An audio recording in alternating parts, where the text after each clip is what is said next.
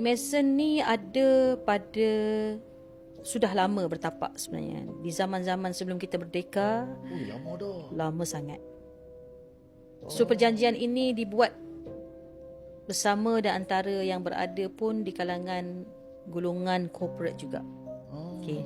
Satu gerakan halus yang dikepalai oleh penyembah-penyembah syaitan dan dajjal lah. Jadi mereka menawarkan kehidupan yang sangat hebat, luar biasa, kaya raya.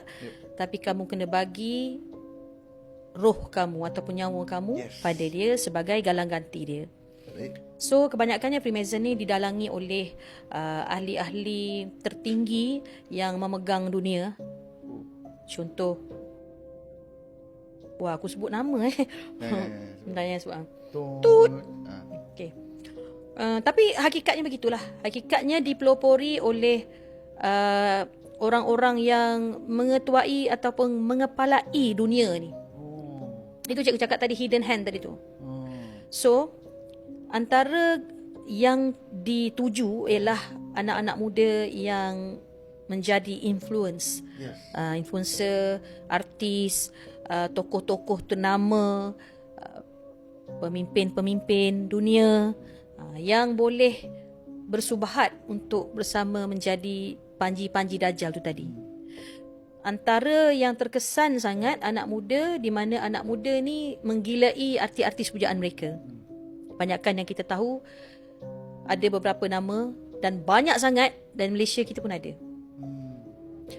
Dan bagi cikgu, ini adalah satu barah yang orang kata kalau kita tak mengkaji apa itu Freemason, sebab ada orang cakap Freemason ni adalah teori konspirasi lah, tak wujud lah Freemason ni, sedangkan kita sendiri boleh tahu yang Freemason ni pergi saja mana-mana negeri akan ada lodge dia.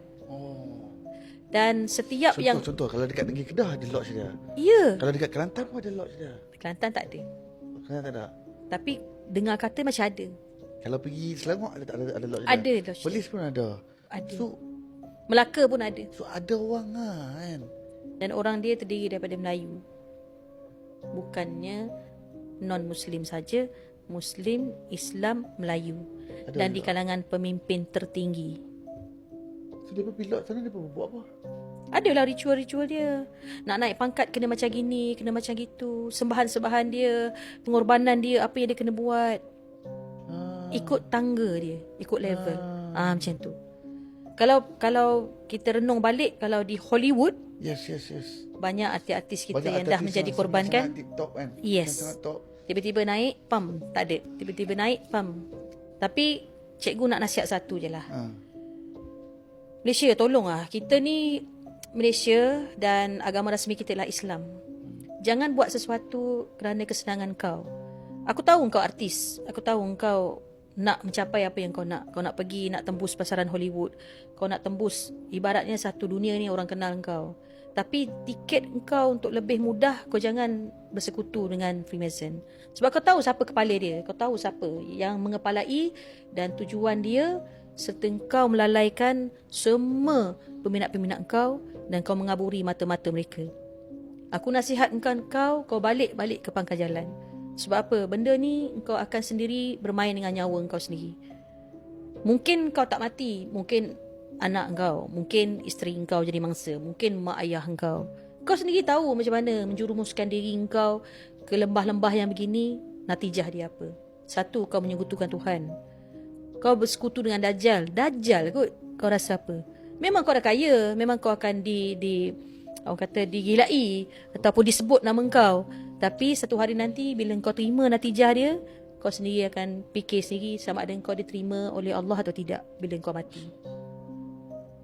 So cikgu menyeru kepada semua-semua yang berada di jalan, ialah kita tahu siapa yang berada disasarkan untuk masuk nak masuk Illuminati tak? Kau jadi ahli-ahli Freemason, kau kena buat sekian-sekian. Kau kaya, kau memang akan dapat rumah, kau akan dapat kereta, kau akan dapat nama, akan dapat pangkat kedudukan. Tapi kau akan satu hari nanti kau akan dihantui oleh rasa tu. Kau bayang kau duduk dalam keadaan yang kena paksa, kau tahu tak? Kau duduk dalam bilik, kau dengar suara, kau dengar bisikan, kau kena buat ni. Selagi kau tak buat, selagi tu. Dan masa tu kau dah tak solat. Sebab kau puja setan. Kau puja setan. Kau dah tak solat. Kau dah tak ingat Allah dah. Diri kau hanya kau mengikut bisikan yang kau kena ikut tu. Sampai masa kau akan lalui ritual-ritual dia, pergi ke satu-satu tempat Freemason, tempat dia paling besar dekat mana. Kau kena pergi situ, masuk dalam lodge dia. Kau kena dibayar dekat situ.